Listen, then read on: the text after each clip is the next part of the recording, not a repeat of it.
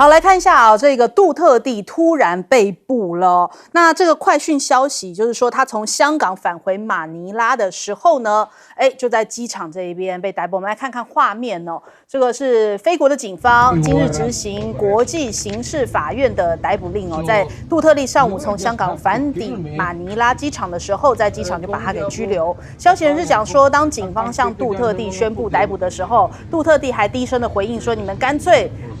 插了我，就是你把我给这个，就是算了，就是有一种讲气话的感觉哦。那最后他仍然没有做出任何反抗，就随着执法人员前往警局。事实上，昨天晚间的时候就说，杜特地在香港这边是做好逃亡准备吗？还是什么就已经绘声绘影的？然后后来这个菲律宾就发布了红色的通缉令。那的确，我们看这个微博热搜上面哦，杜特地被捕也是冲上了热搜榜的第一。大家都非常关注，怎么突然之间菲律宾的局势就变成了这样子，动静这么大哦？是不是美国又要开始在这边掀起风浪呢？那其实过去以来哦，杜特地在任时期呢，他对于中美之间的这个拿捏哦，他是比较倾向这个中国大陆这一边，那跟美国也是保持一点这个算是这个时而远时而近的这样的一个距离哦，但是整体来说，他就是对于美国有点看不惯，就是不喜欢美国那一套。那我们看看这一个杜特地哦，他算是亲华援美的这个作风哦。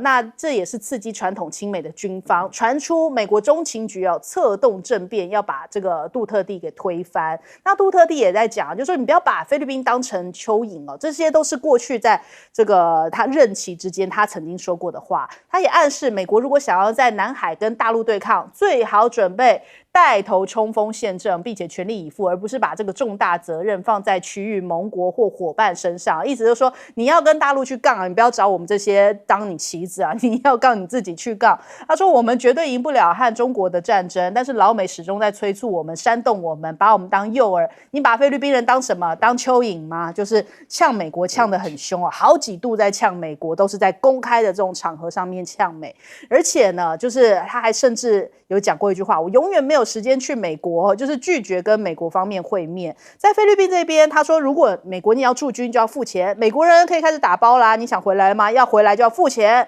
所以对于美国的态度是较为强硬的。那事实上我们知道这一次的这个小马可仕，原本他出来参选的时候是有获得这个杜特地的这个支持哦，就是他们两大这个菲律宾政治家族那时候是有结盟，所以杜特地的女儿是担任他的副手。那本来小马可仕一开始的时候还有去中国大陆进行访问，这个相关的这样子气氛上面感觉上面好像比较是转而亲中哦。那怎么会突然变呢？变成美国的马前卒呢？其实在1965年菲律宾总统大选的时候，老马可仕当选了总统，那他期间也是靠着美国的支持跟帮助创造了菲律宾的奇迹。当年美国就是扶植老马可仕嘛，但是1986年的时候，老马可仕就被人民推翻，就主要是因为贪腐的一些原因所以马可仕家族就流亡到了夏威夷。36年之后，当时这个小马可仕出来选这个菲律宾总统也成为了一个话题，大家又去回顾了一下过去马可仕家族是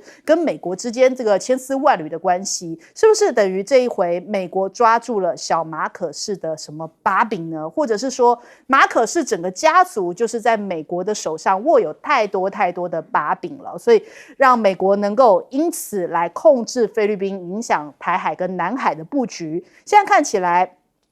菲律宾两大政治家族的战火，因为有可能接下来沙拉杜特地的这个政治生涯会不会就被小马可仕给这个阻断了？所以现在目前整个杜特地包含他自己也这个亲上火线还有他的这些所有的像其他的儿子女儿也通通都动起来，好像已经成为一个两大家族的这种保卫战那我们看看现在目前美国在菲律宾这边吕宋岛演习之后，留下了提风导弹，而且他现在又让反潜导弹进驻到吕宋岛，现在目标是要对准解放军的渡海舰队。现在看起来这个的确是不太平静那也有人去问川普说，你有没有看到这个中俄伊他们已经在进行海上军演？川普怎么说呢？我们来听一听。No, not at all. Not at all. Why not? We're stronger than all of them. We have more power than all of them. I rebuilt the military. Unfortunately, Biden did nothing with it. 对他还是信心满满哦。但是网友不是这么看，他说：“对，这你们美国好强大，阿富汗、乌克兰、加沙都失败了，真强大。”我们来问一下赖老师。菲律宾的问题，这个是赤裸裸的政治斗争啊，而且非常的粗暴啊。我们看到这么的粗暴，这么的残忍啊，然后这样的一种方式真的是令人瞠目结舌。因为杜特地上来的时候，当时菲律宾的毒品已经非常泛滥，而且非常严重，而且警方跟毒枭啊，甚至跟抢劫、绑架犯的集团完全勾结。菲律宾基本上已经算是一个治理失败的一个国家。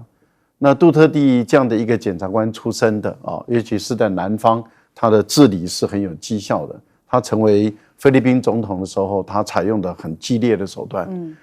他一方面啊，对于这些贪官污吏啊，他严惩；二方面，他大幅度的调升警察的待遇；三方面，他扫清毒贩。对，在扫清毒贩的过程中，有很多人死亡了。对，那因此本来啊，这个国际刑事法院他就要调查他，但是因为当时杜特地是现任的总统，后来他们要求就是暂缓这个调查起诉，国际刑事法院也同意，所以在2021年的时候，他们就那个暂停了所有的调查，一直到2022年杜特地下台，他们又重新启动调查，那已经是2023年的事情了。那小马可仕也是一个贪腐非常严重的一个家族，他们的家族贪腐的情况是数以百亿计的美元啊，然后他的资产很大一部分是在美国，然后是被美国冻结的，所以小马可仕也被美国通缉啊。然后小马可仕跑回菲律宾的时候，他个人的力量没有办法赢得这场选举，所以他寻求跟杜特地的家族那么建立同盟。本来杜特地如果他来选副总统，他的女儿选总统，当时的评估是认为可以胜选，但是他的女儿不愿意选，所以他女儿就变成是愿意选副总统，跟小马可仕合作。那杜特地就不选了，然后他来支持这个小马可仕跟他的女儿的搭配，那很顺利的选上了。选上以后，小马可仕第一站也到中国去访问，接着就开始产生了变化了。对，美国络绎不绝的高官到菲律宾了以后，那小马可仕180度的转变，对，中菲的关系急速的变化。那看起来两个家族也产生斗争了。现在小马可仕要去斗他的女儿，要弹劾他的女儿。那杜特地就号召南方的要起来革命。现在的情况是小马可仕本来在去年的4月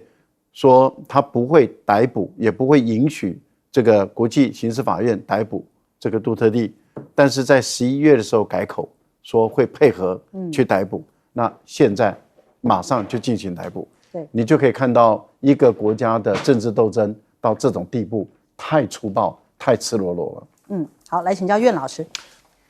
我的一个看法是这个样子啊，我觉得杜特地昨天还看到在香港的时候来接见很多菲律宾的公民嘛，因为大家都知道香港有很多跟台湾一样，很多菲律宾公民住在香港。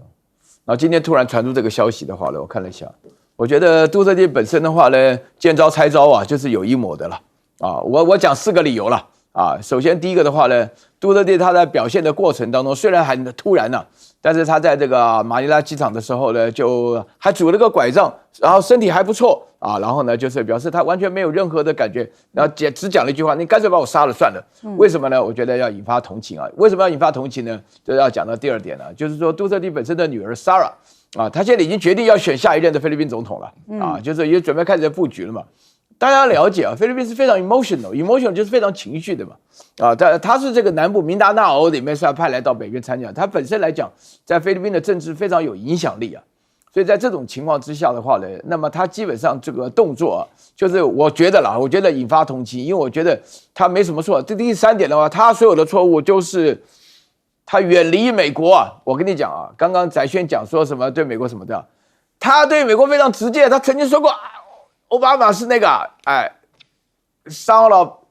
那个 bitch 啊，就是他这个讲过这种话，你知道这种话都公开讲出来啊。消音。所以对，我都不晓得该本来是想翻译，但是一翻译一下就没这个味道了。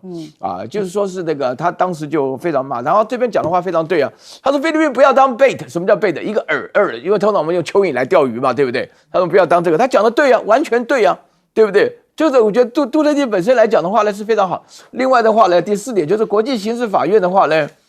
要治他罪，原来老早就已经这个要抓他了啊。那么现在国际刑事法院很丢脸了，前阵还要抓普京了啊。普京到外蒙古的时候呢，还大家讨论要不要抓起来。所以这里面的话呢，其实最重要的原因就是给他起诉的罪名是，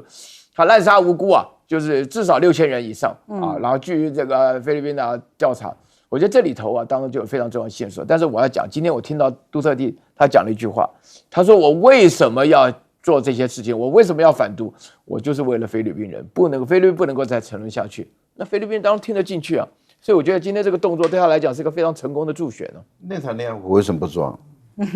内塔尼亚胡也是 ICC 的，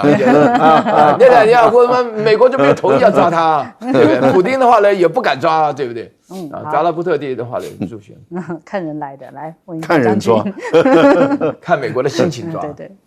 就是中俄一这3国在阿曼湾实施军演，其实对美国威胁非常的大。我跟大家概略介绍一下，美国当初海军很强大的时候，你知道它第5舰队，也就是中东舰队啊，它摆在什么位置？它摆那个地方叫巴林。那巴林大家可以在地图上面去 Google 找一下，它是在波斯湾里面的一个小岛。它虽然说岛很小，可是它却是一个国家。那为什么它是一个国家呢？因为它虽然也不属于沙烏地阿拉伯，也不属于这个阿拉伯联合大公国，等等都不是。它很小一个岛，自己就是一个国家。当初美国就是扶持你成为一个国家，不要受中东其他阿拉伯国家影响。那美国为什么要这样？因为我的舰队要摆在这个地方，那刚好是整个在波斯湾的心脏位置、中心位置。那这个位置有什么好处呢？当你美军强大的时候，你说就像是这个美军将他的舰队摆了一个保安人员在人家的客厅里面，道理是一样的。那你厨房煮完饭之后，你要上班，或者你卧室打扮完，你要出去上班，你一定要经过客厅嘛。那经过客厅，我就看到你今天出门穿什么衣服，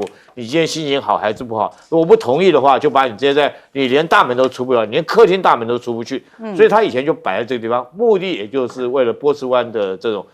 航运的油路的安全。但是现在好了，你现在摆在这里面，那现在解放军在这个跟俄罗斯跟这个伊朗在这个地方联合实施海上军演，那在哪里？在阿曼湾门口。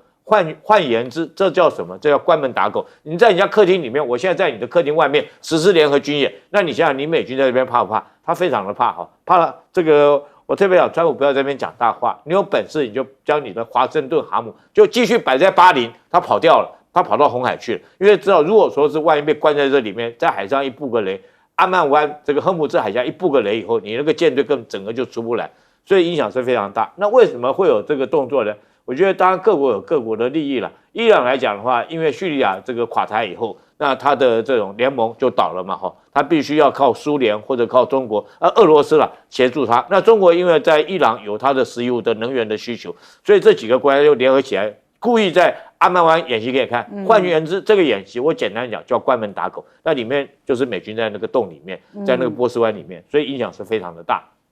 好，我们先休息一下，广州忙回来。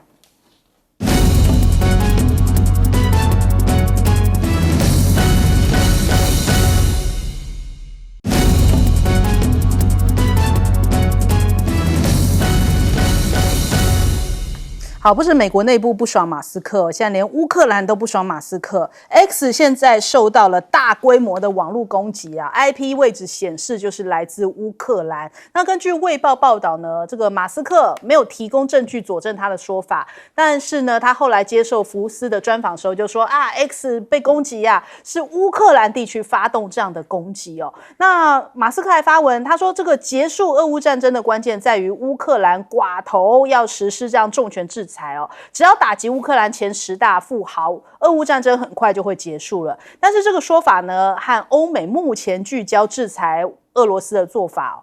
感觉好像是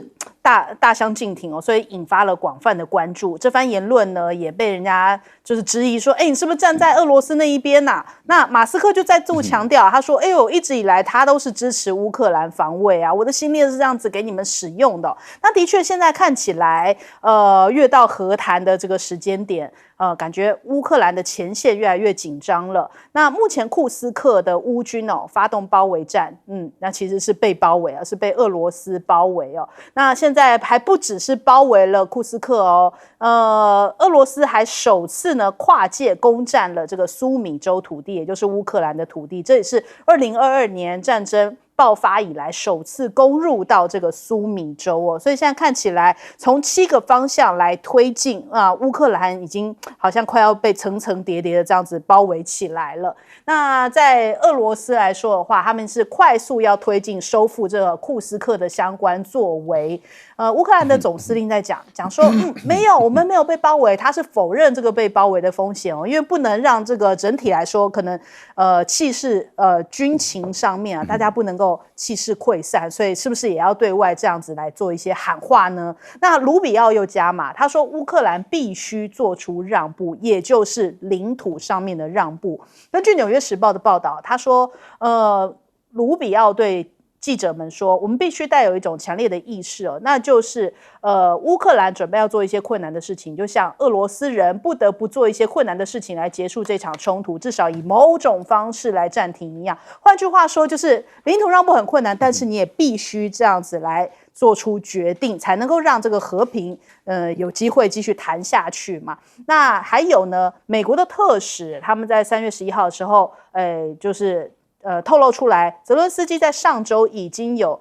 致函给川普也就是为这个2月28号那一场放送事故进行了道歉，所以也是为未来寻求这个重启对话还有这个战争和平的解方来做铺路。但是目前乌方对此还没有做出相关的回应。那再来我们来看这个画面，泽伦斯基去到了沙国跟这个沙国王储见面，两人拥抱的画面。我们来看看就是他们在会宾的时候接着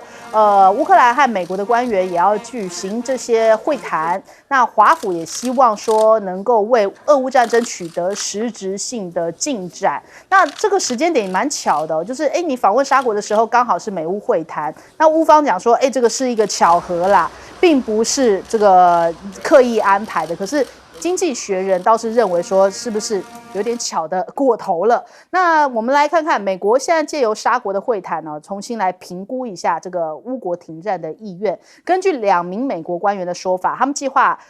利用11号开始呢美乌在沙国的会议来确定乌克兰到底是不是真的想要做出实质让步所以现在看起来就是应该就是像卢比奥所说，是不是准备好要这个割让领土，可能才会有往下的一步。那克宫表示呢，本周并没有在与美国举行新一轮外交会谈的计划，也就是说呢，现在即将在沙国举行的美国乌克兰代表会后，其实是没有俄罗斯的角色，也就是美国跟乌克兰先搞定，可能下一步才会走到跟俄罗斯对话的这一步。那首先我们来请教一下赖老师。泽连斯基在白宫跟川普这一吵架对于乌克兰很不利因为确实现实状况很残忍。川普跟他的副总统都告诉泽连斯基说，你没有牌，就是你没有筹码，你的态度还是这样的话，那我们没得谈了。后来下逐客令把他赶走，请这个白宫的安全助理负责执行所以泽连斯基被请出的因为本来泽连斯基吵完架以后还不愿意离开，他希望看还没有再挽救的机会，那事实上是被请出的，很难看。请出以后，我们看到的整个情况就对乌克兰确实不利了，因为川普开始报仇了3月5号、7号开始情报的这些提供都禁止了，而且要求五眼联盟，也就是英国你也不可以单独提供，后来是由法国提供，但是法国不能够覆盖美国的情报网、通讯网，所以大概只能够满足一半不到那这个对整个战局是很不利的。接着就传出在库尔斯克乌军这个丢掉了几百平方公里的土地，这样的一个噩耗。好，现在马斯克的网站被攻击了 IP 来自于乌克兰，这些骇客没有 sense 啊，就是说那种不对的啊，因为你这样子攻击这个泽连斯基，攻击马斯克不是一件好事情。为什么？因为你的谈判代表跟美国的谈判代表目前正在沙特在谈判。那为什么呢？因为对马斯克来讲，他没有关掉星链，他只是说不得不的时候，他可以关掉星链。而星链一关掉，对乌军的战场是绝对不利的。那你现在攻击他的话，那等于是让马斯克有理由可以关掉他的星链的服务，这个对乌克兰绝对是非常不利的，不应该这样做。第二个，你的谈判代表现在正在谈的时候，你让美方，虽然前段时间马斯克跟卢比奥有在吵架，但是川普已经介入了，说他们没有吵，但事实上是有吵，那意思也就是说吵够了。接着他们两个人的箭头都对准这个波兰的外长猛攻了。也就是说，我们没有关掉星链啊，你波兰外长不要乱说话。那这样的一个态度就已经表明他们的箭头是对外的。那一旦对外的情形下，现在卢比奥啊，在沙特要跟乌克兰的代表团啊，包括办公室的主任，就是乌克兰的总统办公室主任，包括他的外交部长跟国防部长，那么要开始在会谈的过程中，那发生这些事，我个人觉得这不是一件好事情。不过看到这里的时候，我想大家会想到一件事，什么事呢？就是说，原本这个泽连斯基是可以到白宫，而且多次到白宫，而且他的团员，也就是他的外交部长等等相关的人员都可以进白宫办公室的。现在竟然是乌克兰跟美国的谈判竟然是在第三地举行。那也就是说，如果没有谈好的话，那你泽连斯基跟你的团员，你就再也进不了美国，也再也进不了白宫来谈了。那什么叫做谈好？第一个就是土地要割嘛，那也就是说，俄国所占有的土地要给俄国，那你要吞下去。美国要的矿产他都要，你要吞下去，然后不能加入北约，你要吞下去。维和部队没有你说话的余地啊，这个部分里面美俄两国来谈，到底要未来的安全保障是怎么样？是美俄谈，而不是跟你乌克兰了。换言之，也就是说，俄国不跟乌克兰谈，现在变成是由美国来逼的乌克兰把这个和平协议签了，然后把矿产协议签了，都同意了以后，才让你跟你的团员再重新进入白宫。所以，等你如果再度的进入白宫的时候，那就是代表你一切东西都已经交给人家了。我们可以用一个古代的这个画面来看啊，那泽连斯基就好像负荆请罪一样，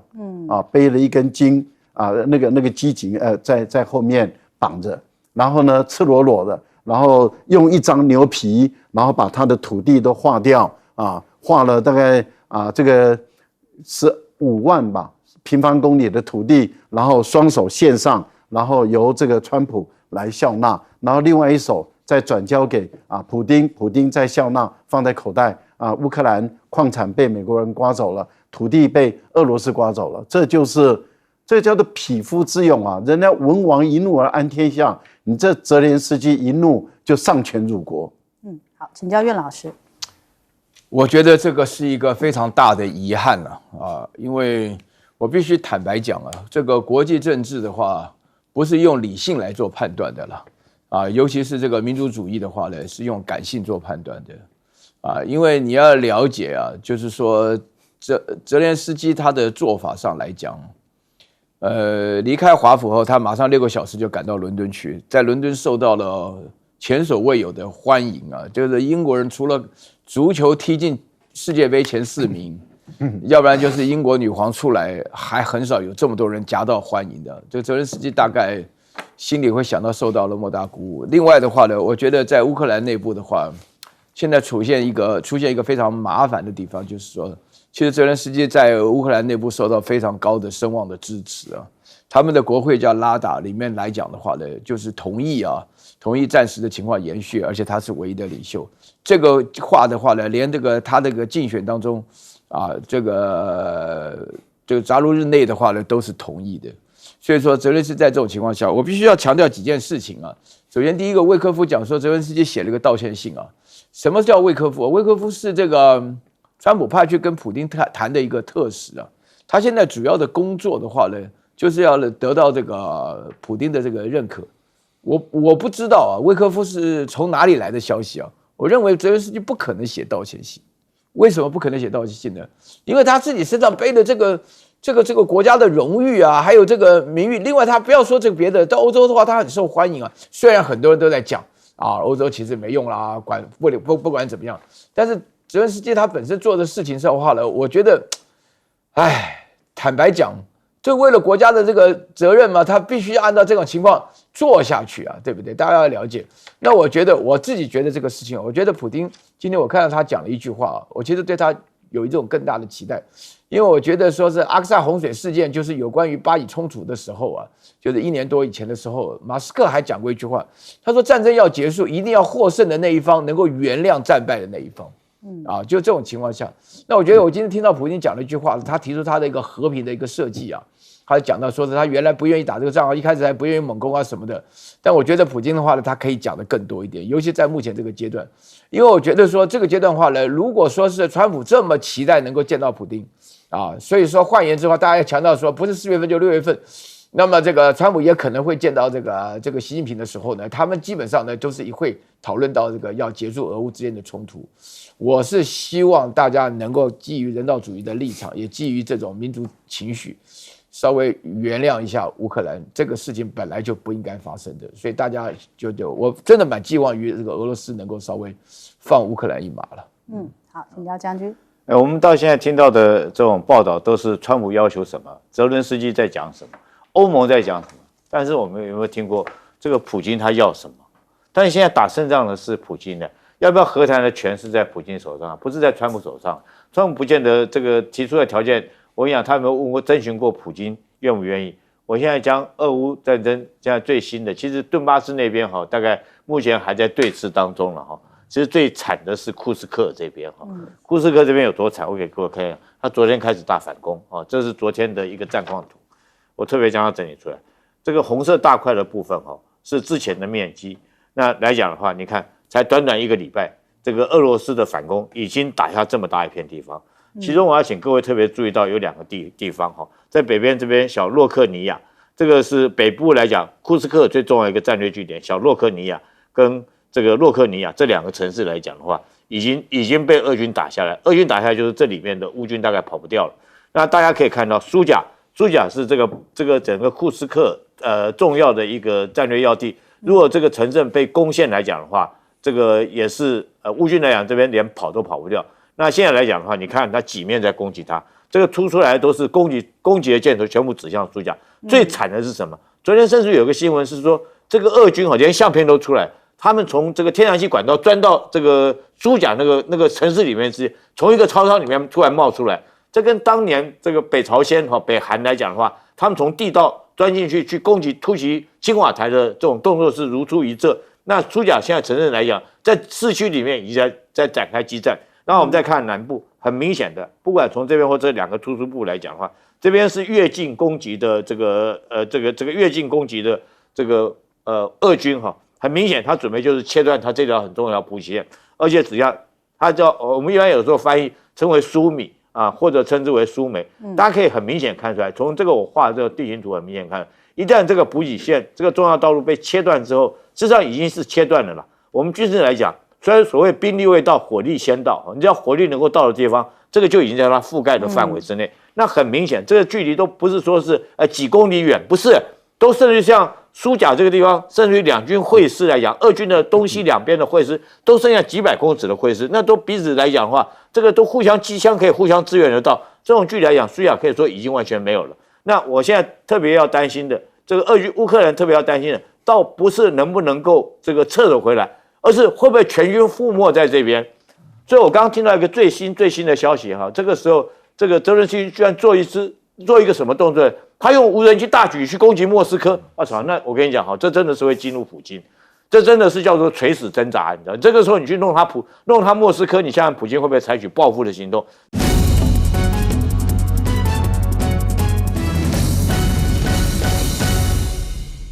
欢迎收看《新闻大白话》，我是主持人翟轩。马上欢迎一下这个阶段加入我们讨论来宾，国际政治专家赖宇谦。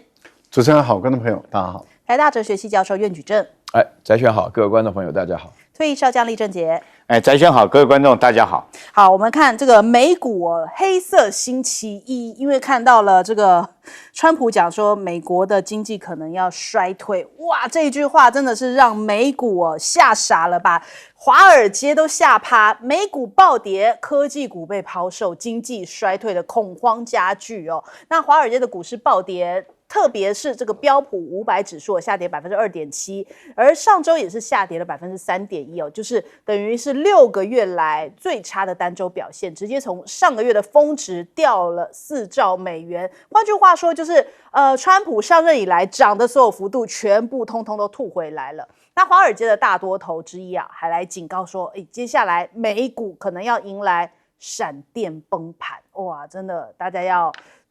系好安全带了啊。那这个高盛也说，美股应该是要陷入到了长期的熊市。熊市就算了，还是长期的熊市，一听很多投资人心都凉了，现在赶快跳船潮了吗？很怕会要重演这个网络泡沫的剧本哦。当时呢，这个2001年到2003年的时候，网络泡沫那一个时期哦，美股进入了三年的。就长达3年的熊市，所以现在很多投资人想说，哇，现在跑不知道还来不来得及，而且很多的富豪他们的财产缩水哦，这7周以来，包含了像是马斯克、贝佐斯、祖克伯他们的合计，大概他们的身价已经这个缩水了7兆，就是台币7兆左右。那人家就现在在找川普啊，就是现在这样崩盘怎么办呢？川普没有出现哦，倒是白宫出来回应。回应是怎么回应呢？不是直接回应，告诉大家说，川普第一任的一些政绩哦，想要转移一下大家的一个注意力。但是呢，这个美股的崩跌其实也影响到了现在目前马斯克的这个股价哦，虽然是川普的爱将，也难逃现在目前这个股灾的这个状况。特斯拉的股价暴跌了15%，创下史上第7惨。那市值呢腰斩蒸发了27兆之多。为什么单日就可以狂泻15%呢？其实现在看起来，因为马斯克介入政治非常的深嘛，他也讲这个对于事业上影响非常的大。那但是预期呢，他会在这个川普政府继续待1年。可是现在全美各地已经爆发了反马斯克的示威哦。那你看到一些人就这样举着牌子啊，去到了这些特斯拉的像是什么工厂啊，或者是门市啊、经销商啊那边的这个外头哦，来进行抗议啊。所以这个反马斯克的这一股浪潮可能也是重创特斯拉的一个主要原因。那再来看一下美中之间的这个关税战其实也是拖累美股的原因之一啊。因为美国就是川普一定要这样子，对全世界这个关税大棒乱挥，现在又盯上了中国大陆的成熟制程晶片了。美国的贸易代表署将会在3月11号就根据这个中国大陆制造的成熟晶片呢来举行听证会。那大陆也进行反击3月10号开始对于美国的部分农产品开始征收关税，就是要报复之前川普要对于中国大陆加征20%的关税嘛，有来有往，所以这个贸易战呢，你一波我一波的这样子，真的是在影响着现在目前的经济局势。直接这样子的报复关税，其实反倒是影响了美国的农民所以有一些美国农民他们就讲说，这个美国跟主要贸易伙伴之间的贸易战其实是带给农民很沉重的打击啊。那川普利用美国农民来讨价还价，最后受害的是我们就是美国农民最基层，就是最快被牺牲那现在是不是有可能有一个和缓的讯号出现？因为传出4月份有可能川普就要访华。那这个是南华早报今天的一个消息我看这个各大媒体也都在引用这个南华早报的消息，说根据多个外交消息来源透露，最快会在4月来访问习近平。因为主要是川普那时候讲他上任3个月要在这个100天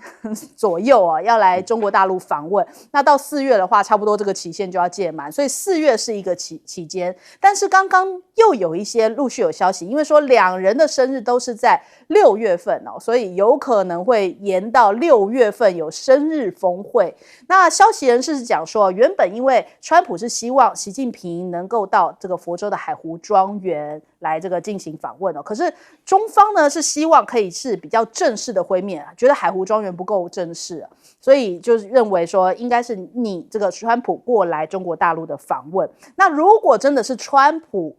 在这个两会之后去访问中国大陆的话，中方认为这是对于中方的一次外交胜利哦。所以现在到底会是怎么样的定案呢？目前这个中美双方好像都没有一个正式对外的一个宣布哦，所以现在大家都还在观望当中。首先，我们来请教一下苑老师。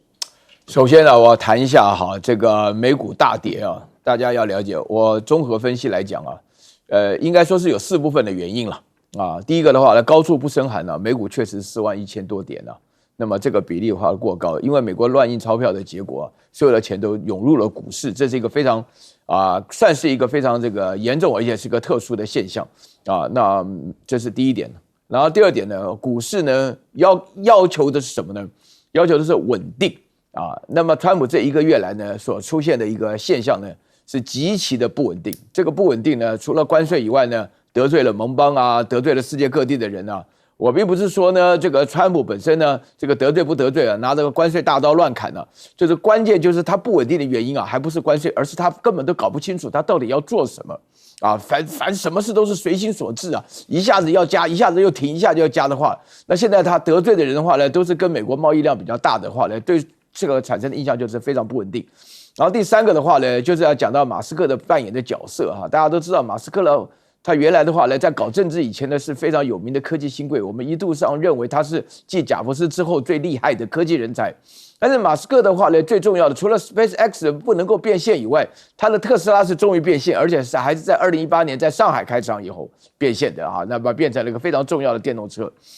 那马斯克现在这个月来吧，40多天的表现的话呢，让大家真的是跌破眼镜。就是说，大家都知道啊，那个饭碗是很重要的。那么一下开除人的话，扬言要开除上百万人，现在已经开除了几千人啊。最近跟了卢比奥讲的话呢，吵架的时候呢，就以开除人作为威胁。大家要了解啊，那个生活上过得稳定啊，那个公务员当中是不能随便开除，开除基本上是违宪。所以美国普遍上因为反马斯克，所以就是反特斯拉；因为反特斯拉，所以就影响到股市。因为特斯拉原来在美国的股市占的比例非常高，大家知道马斯克的财产腰斩了，他自己都觉得说经营起来非常困难了。那么这个是一个非常重要。那最后一个原因的话呢，我觉得呢，整体来讲的话，美国过度重视它的财经。啊，那么其实这个政策上来讲是有一点违背的，为什么呢？因为美国重视财经的结果呢，那个逐渐产生一个美国中产阶级都不见了啊，大家呢不是搞财经的人的话呢，啊就是的话领社会救济。那么这种情况下，所以我昨天看到一篇报道说，川普可能是要故意的把美国搞成这个经济非常萧条，目的是什么呢？目的是为了降低它的利息啊。那在这种情况下呢，因为我的确啊，美国现在是一个千疮百孔的状态，尤其是财经界。那么大家的话呢，任何人的话呢，就是前不久的话，那个巴菲特股神啊，他还说过，他自己手上的现金都不晓得该怎么投资，3000多亿美元的现金在手上。他说，关税就是一种武器啊，是一种不发动热战的武器。那么大家可以了解到，美国本身在面对于这样子各式各样的纷扰情况下，而股市是一个如此敏感的情况啊，我们称之为市场。所以说现在整体来讲，川普一个人表演抢进了头条新闻，有一个名词叫做 Trump Trade 啊，就是川普交易啊。现在的话呢，通通下跌。就是川普本身来讲的话呢，这个人是这个吹牛不打草稿的。原来的话呢，一讲到股市上升的时候，哇，都在讲说，你看我来了以后股市多好。那现在的话呢，就神隐都不敢吭声。那么美国现在面对的情况，到底什么时候会这个能够起死回生呢？那大家的话呢，讲法是非常两极的。一方面认为说是美国会陷入一个长期的一个萧条的情况，另外一方面会认为说，目前为止的下跌只是一个暂时的情形。不过整体来讲啊，我觉得美国这个国家从这么好的情况下，有了川普这种想法，因为大家知道，因为那个美国另外一个国内有个非常严重的因素啊，现在就是据我所知啊，美国50州都有人在反对川普加马斯克啊，现在加上了范斯啊，就是我这个实在是感觉到笑也笑不出来啊，就是感觉到说这个情况下来讲，那么这个都会影响到美国的股市发展。好，请教赖老师。本来联准会的估计啊，在2025年第一季，它应该是正成长啊，2.3%到2.5%左右啊。本来的估计是这样，结果1月、2月的资料出现了，到3月的这前一个礼拜啊，发现情况不是那样。那是负成长，对啊，2.8%，现在又修正回来2.4%负成长，所以等于是正负冲刷就5%啊，这个5%的 GDP 是很大的比重啊。您想想看，从正成长转变成为负成长，这是多么不好的消息。而这个消息是来自于联准会的调查，它的可靠性、公正性是比较在美国来说是被接受的。所以当媒体记者访问到川普的时候，川普承认了，这一承认不得了了，就是等于是证实了。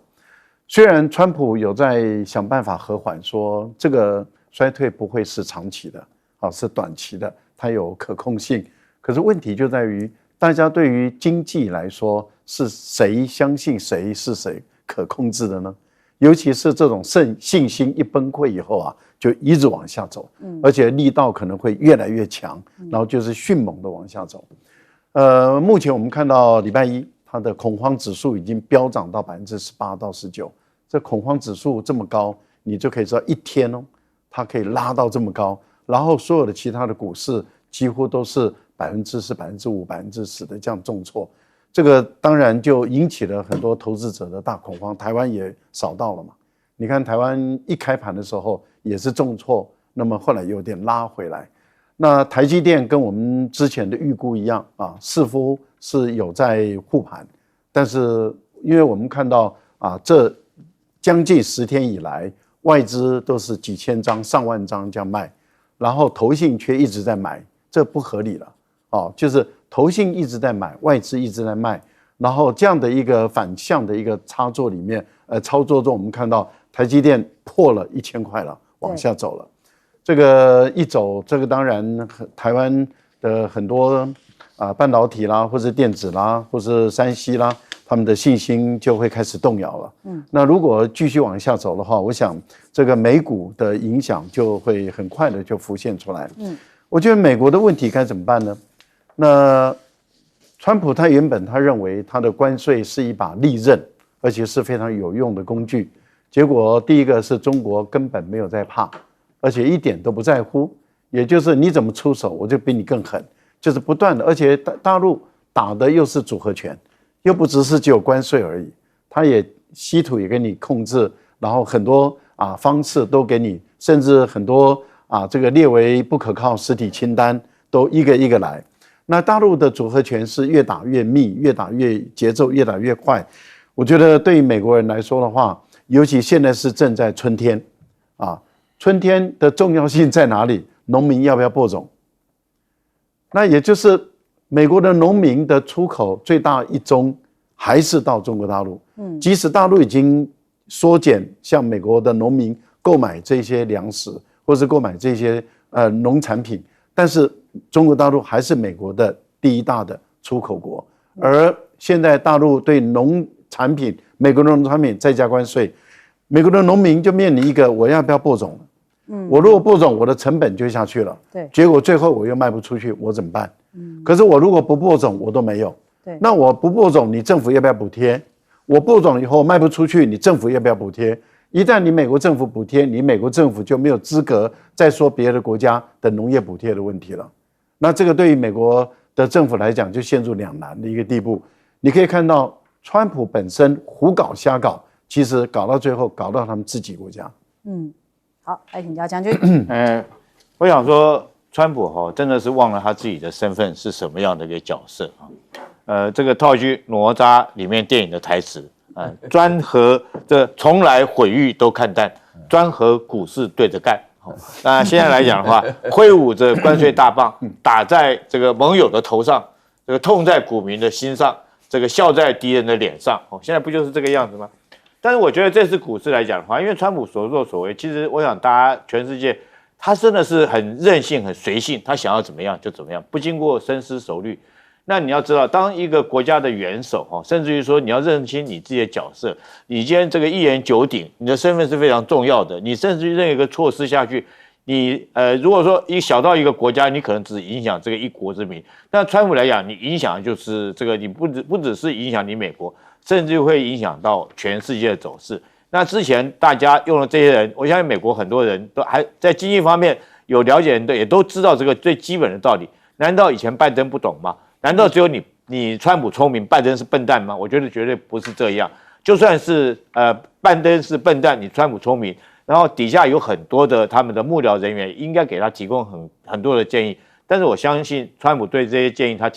听不下去，他自己任性而为之，想要怎么做就怎么做，所以搞到现在这个局面。那我相信昨天这种股市，我自己的认为啊，这个按照这个道理来讲的话，这个破口一旦破了以后，可能很难再补得回来，我想会一泻千里，这是很难去避免的事情。因为现在来讲，我们看到川普，第一个在关税上面他是无差别的攻击，等于拿机关枪扫射，然后不管是敌人还是盟国还是友邦还是左邻右舍，他不停的扫射，扫射结果就怎么样？就是你这个机枪回力镖打回来就打到你自己嘛。关税的道理，我只是一个军人，我都很了解，所以它是一把双刃剑，你挥下去之后弄不好就回头伤了自己。那除了这个股市的基本道理之外，另外来讲的话，在自己国内里面，你移民政策不会伤到你的经济吗？你这么大刀阔斧的蛮横的干，那对于那些移民来讲，对于一些中小企业不会受到影响吗？我昨天还收到一个我在美国的朋友，他原来还很这个，他们两个在对话。他说：“哎呀，你真的是有先见之明，早就将你美国的在国外的那些企业他是做家具的搬回美国来投资。然后像我来讲的话，现在在这家公司服务来讲，我们这个老板他这个家具行已经要关门了，因为关税抽很重。结果没想到那个把在国外做家具行的这个搬回美国的，他说没有。”他说：“我现在来讲的话，一样面临51%的关税。为什么？他